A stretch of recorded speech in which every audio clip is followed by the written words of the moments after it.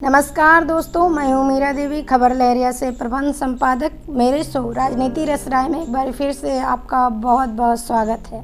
तो साथियों, जैसे आपको पता ही है कि हर बारी मैं किसी नए साथी और किसी नए मुद्दे के साथ आती हूँ। तो इस बारी खबर लहरिया संपादक कविता बुंदेलखंडी हैं। तो कविता, आपका भी बहुत बहुत स्वागत है इस शो में। तो इस बारी का मुद्दा है बांदा में हुए नाव हादसे पे जो राजनीति हुई उस पर हम आगे बात करेंगे। तो कविता, ये बताइए कि ये जो नाव हादसा हुआ इसमें आपको किस तरह की राजनीति समझ में आई? सबसे पहले तो मैं मीरा का बहुत बहुत धन्यवाद दूंगी कि मीरा अपने शो राजनीति रस राय में तो मुझे यहाँ पर अपनी बात रखने के लिए मौका दे रही हो, और सारे दर्शकों को मैं नमस्कार बोलती हूँ।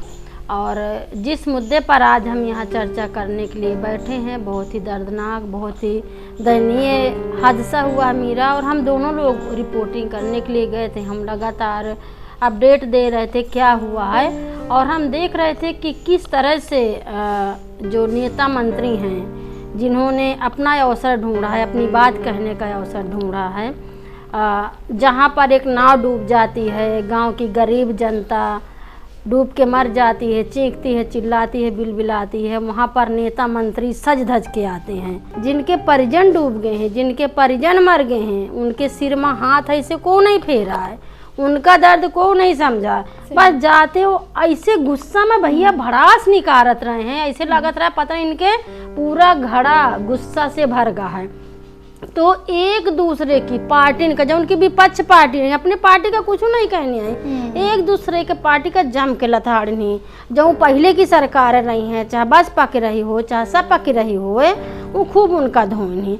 यह सब देख करके मैं सोचत रही हूँ कि कहीं आए हो, अगर तुम्हें भाई यह बड़ा निकाल रहा है तो घटना स्थल में आओ की क्या जरूरत रही है, जब तुम्हें जिनके परिवार वाले अभी डूबे हैं, कुछ लोगों की लाश नहीं मिली आए, जमुना जी फिर से बढ़ गए हैं, तो क्या मतलब है उन्हें आना नहीं होगा। सोशल मीडिया में तुम देखा उनके बयानबाजी भरी पड़ी है, तो यह का मतलब है कि चाहे सुख हो चाहे दुख हो, ये नेता मंत्री को क्या सगे नहीं हुआ ये आपन राजनीति की रोटी हर जगह सेका थी। अच्छा तुम बताओ, तुम हूँ रही हो, मैं तो बहुत ही चीज़ का दिखे हूँ, पर मुझे तो भाई बहुत गुस्सा आई है, मुझे बहुत दुख तकलीफ भी हुई है कि जब तुम परायण के दर्द नहीं समझ सकते हो तो राजनीति की रोटी सेके वाले को नहीं होते हो। सही बात है कविता, आपने जो बातें बोली वो सब हम ही नहीं, यहाँ पर जो सोशल मीडिया में है वो सब देख रहे थे कि किस तरह की बातें कर रहे थे। और इनको तो कोई ये नहीं है, संकोच नहीं है कि कहाँ पर उनको चाहे वो सुख हो चाहे दुख हो, हर जगह अपनी राजनीतिक रोटियाँ सेक ही लेती हैं।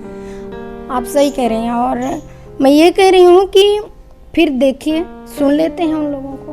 हाँ भैया, जनता का जानब जरूरी ना। हम क्या उन्होंने बोला? चलो भैया देखो, देखो विधायक क्या बोला थी, मंत्री जी जो आए हैं क्या बोला थी, इनके बातों से खूब सुनो। पिछली सरकारों की गलत नीतियों की वजह से जी, जो यहाँ पुल के लिए जनता के पैसे आए थे जी, उसमें जो टाइम निर्धारित था उसके हिसाब से नहीं हुआ। अगर ये पुल अप्रोच या पुल पहले बना था जी, मक्का में 11 साल से पुल, तो उसमें कुछ पिछले किस तरीके से इसका काम। आश्वस्त करता हूँ कि सरकार ने इनके मेरे परिजनों के लिए, उनके सांत्वना के लिए पैसा घोषणा की है जी, और उनके जिस 4 लाख रुपए घोषणा की है जी। लेकिन उसके साथ ये भी है कि उनके लिए किस किस चीज की और आवश्यकता है जी, उनके पारिवारिक विकास के लिए, मकान के लिए जी, और भी जैसे लाइक जैसा होगा जी, उससे विधायक भी बगल में है, और डीएम और डीएम से मुख्य है, उससे प्रशासन और शासन स्तर से जो भी उनको सुविधाएं होगी बढ़ा करेंगे। तो देखियो मीरा,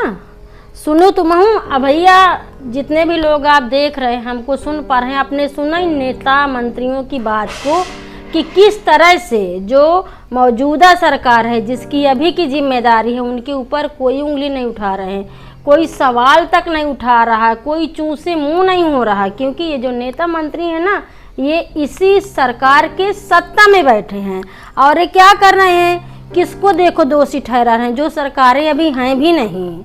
लगातार तो मौजूदा सरकार का राज है, तो पुरानी सरकारन का, पुराने जो नेता मंत्री हैं उनका कोस रहे हैं, उनको जो ऊट पटांग बोलना है बोल है, उनका दोषी ठहरा नहीं लगा थी कि अगर हम उनका दोषी ठहरा देवे तो हमारे ऊपर कोनो उंगली ना उठाई, अपनी जिम्मेदारी से बच जाएंगे।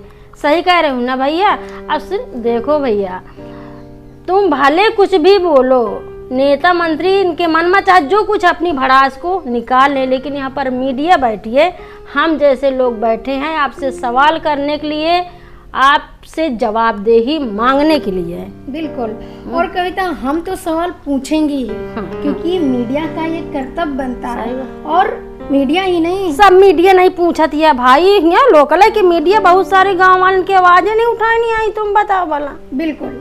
तो हमारे साथ आम जनता भी आपसे पूछ रही है कि नेताजी अब तक में ये पुल क्यों नहीं बना, और अगर पुल बन गया होता तो जो इतनी बड़ी दुर्घटना हो गई ये ना होती। अरे भैया, उस घाट के, मरका घाट के नाक तले थाना है, वहाँ पर दुर्घटना के लिए चौकी बनाई गई है कि आप वहाँ पर व्यवस्था करिए, लेकिन ये क्यों नहीं हो रहा? पुलिस प्रशासन बैठे देख रहा है, और जब घटना हो रही है तब हाय तौबा मच रहा है, फिर आपको जवाब देने से आप लोग बच रहे हैं। फतेहपुर सांसद साध्वी निरंजन को देख लीजिए, उन्होंने बोला इसमें प्रशासन की लापरवाही है।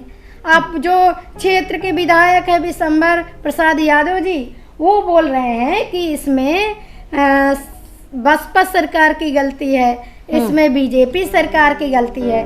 भारतीय जनता पार्टी जुमलेबाजी करने वाली पार्टी है। तो कहते हैं कि हम आकाश में कोई चला जाए आकाश से ढूंढ लाएंगे, पाताल से ढूंढ लाएंगे, और जमुना में डूबे लोग, कल की पलटी नाव, 26 घंटे हो गए, 26 घंटे में एक भी डेड बॉडी नहीं निकाल सके। ये प्रशासन जानबूझ करके डेड बॉडी नहीं बरामद करना चाहता, वो कम संख्या दिखाना चाहता है कि कम लोग डूबे हैं। अरे पहले आप पलट के तो देख लीजिए विधायक जी कि आपकी भी तो सरकार थी पिछली बारी, जो इस बारी की सरकार है बीजेपी सरकार, वो आपको पूछ रही है कि पिछली बारी आपकी सरकार थी, आपके सरकार की घोटाले की बात कर रही है। अरे भैया, आप अपनी भी तो जिम्मेदारी बताइए। 10 साल से वो पुल इतना अधूरा पड़ा है, अगर वो बन गया तो कहे का जान जा ये लगावा थी कि हमसे कोनो सवाल ना पूछे, कैमरा से बचा थी बहनी।